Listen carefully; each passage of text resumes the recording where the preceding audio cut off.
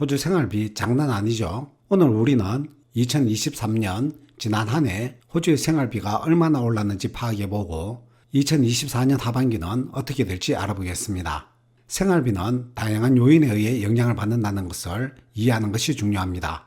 그냥 커피 한 잔에 얼마를 지불하느냐에 달려있는 것이 아닙니다. 이 생활비 파악의 가장 중요한 부분이 주택 비용인데 호주의 신규 주택 가격이 4.9% 상승했고 임대료는 7.6% 상승했습니다. 그리고 식료품 가격도 3.6% 상승했습니다. 자동차 기름을 포함한 교통수단도 필수적인 부분으로 4.1% 상승했습니다. 특히 호주에서 공부할 계획인 사람들을 위한 또 다른 중요한 지출인 교육비는 5.1% 상승했습니다. 특히 눈에 띄게 오른 부분이 보험인데 16.5% 상승했습니다. 우선 우리가 생활비 인상에 대해 정확하게 알기 위해서는 소비자 물가지수, 즉 CPI에 대해서 아셔야 합니다. CPI는 장바구니와 같습니다. 여기 장바구니에 식료품, 우리가 일상적으로 사용하는 온갖 상품들, 그리고 각종 서비스들로 채웁니다. 이 장바구니가 시간이 지남에 따라 이 장바구니 안에 개별 상품 가격이 아닌 장바구니 전체 평균 가격이 어떻게 변하는지 보여주는 것을 소비자 물가지수, 즉 CPI라고 합니다. 여러분이 빵, 우유, 사과, 청바지, 그리고 영화 티켓과 같은 일반 상품을 가게에서 100불에 샀습니다. 그리고 이제 정확히 같은 것을 1년 후에 다시 그 가게에서 샀는데 120불입니다. 이렇게 전체 상품들의 총 가격이 상승했다면 그것을 우리는 인플레이션이라고 부릅니다. 그리고 그것이 바로 CPI가 측정하는 것입니다. 이게 왜 중요하냐고요? CPI는 한 국가의 경제 건전성을 이해하는데 도움을 주는 핵심 경제 지표입니다. 이 CPI가 정책 입안자와 기업부터 여러분과 저 같은 개인에 이르기까지 모두에게 매우 중요한 생활비에 대한 판단을 제공합니다. 그렇다면 이 CPI는 우리에게 지금 호주 상황을 어떻게 보여줄까요? 가장 최근의 데이터는 우리에게 CPI가 지난 12개월 동안 3.4% 상승했다는 것을 보여줍니다.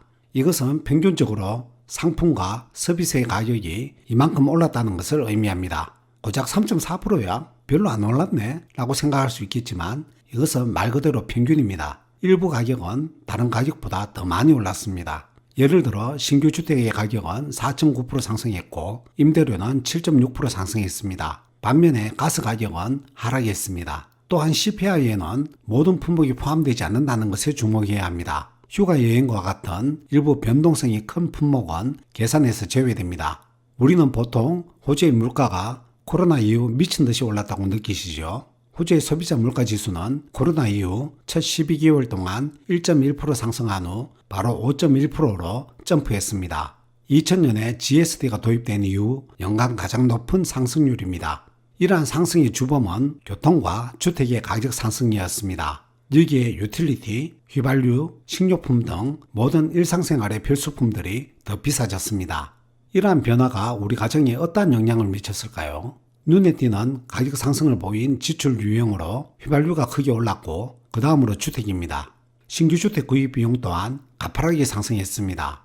이것은 첫 주택을 구입하려는 사람들이나 소득이 낮은 가구에게 특히 어려울 수 있습니다. 야채와 소고기 같은 일상용품의 가격도 급등했습니다. 이는 모든 사람들에게 영향을 미치지만 특히 음식이 가계 예산의 상당 부분을 차지하는 아이가 있는 가정에 큰 영향을 미칩니다. 그리고 가정용품이 있습니다.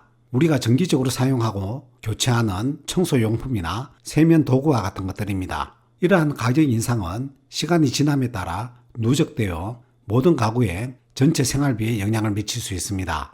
특히 소득이 낮은 가구 생활비에 상당한 영향을 미칩니다. 그렇다면 앞으로의 호주 생활비는 어떻게 될까요? 2024년 하반기를 내다보며 이용 가능한 데이터와 트렌드를 바탕으로 예측해 본다면 호주의 생활비는 잠재적으로 느린 속도이지만 계속해서 상승할 것으로 예상됩니다. 이러한 상승세가 예상되는 배경에는 세계 경제 동향부터 호주 정책 결정까지 모두 포괄하는 다면적인 측면이 있습니다. 한 가지 중요한 요소는 비용 상승의 핵심 원인인 주택 가격입니다.